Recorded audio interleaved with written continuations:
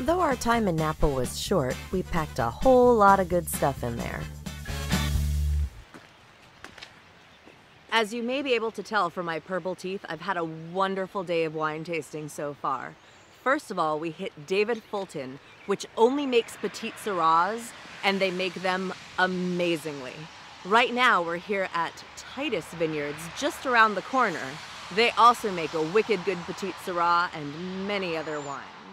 But let's start at the beginning.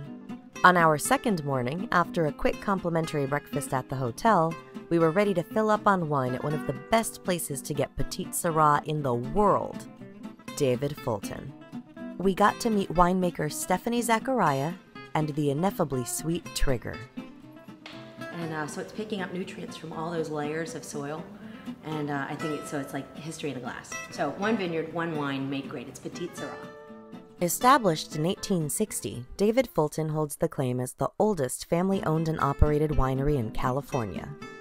And so when we pick it by hand in these small tubs. And unlike most wineries that dump them into big bins on the back of a tractor, we keep them in the little tubs. And we bring them in, and we have about 30 people that hand sort our grapes at least 2 more times. The ones that are good enough for the petite stay on this ladder, and they get destemmed, and then 10 more people pull out every last jack, every last bit of stem. So it takes us forever.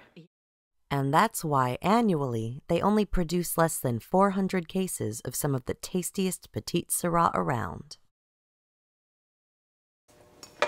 Voila! Look how even. That was like the first most even bottle I've ever done.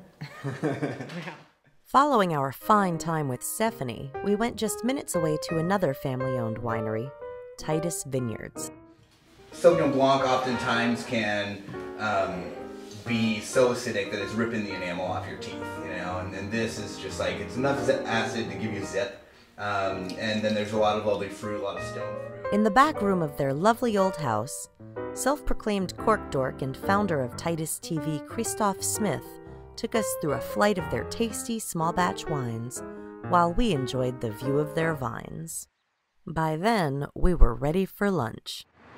Last night we had an amazing meal at Mustard's Grill, and today we're going to have an amazing lunch at Gott's Roadside, which for many years was Taylor's Refresher. We actually ended up taking everything to go and eating it later when it was cold, and it was still delicious. That's how good their burgers are. Next stop, Tedeschi Family Winery. The first juice that comes through here is a free run. We'll keep that separate, put that in barrels, and we'll keep squeezing it, and that gets more astringency. We'll put that in the barrels and keep it separate, and then after about a year we can blend them and see what style of wine that we want to make. It was Emil's grandparents who first moved to Napa, and his father who planted the grapes on the family's property to make the first wine. Emil extended the family's branch by heading out to Hawaii and co-founding Tedeschi Vineyards in Maui. I always drink their pineapple wines when I'm there. And another delightful tasting at Tedeschi. Now we've got just a few more wineries to hit up before another delicious meal. As it happened, one more place for tasting was all we could handle, and Heitz Cellars was that place. Heitz was founded by Joe and Alice Heitz in 1961 and is currently run by their children Kathleen Heitz Myers and David Heitz. They make some delicious port, and some vintages of their Cabernet Sauvignon have been good enough to make me want to cry. They've got a lovely outdoor area kept up by someone with some mad horticultural skills. Look at this!